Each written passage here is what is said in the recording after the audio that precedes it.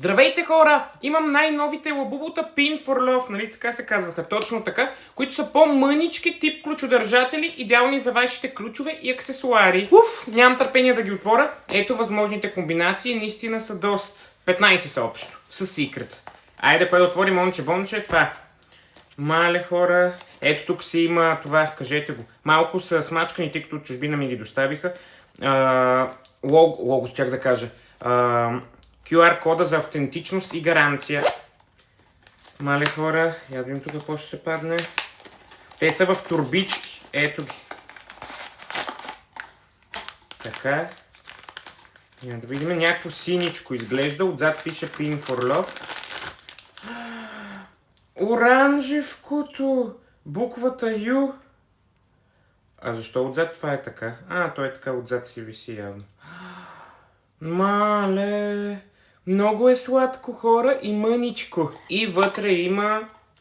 Това какво беше? Аз не знам. Като картичка. Буклук. Номер 2. Айде. Бързо бе. Да видим тук какво ще стане.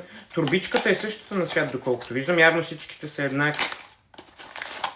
Оп, изпадна картичката. Няма да гледам какво е на цвят. Отново се пише Pin for Love. Отваряме. Сивото! Пак това отзад се търчи. Защо така? Ето. Буквата W. Ей, то не е лошо.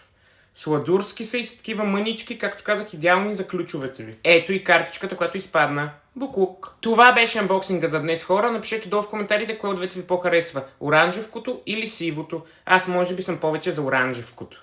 Аре, чао и до нови срещи! Ето и набързо да ви ги покажа отблизо.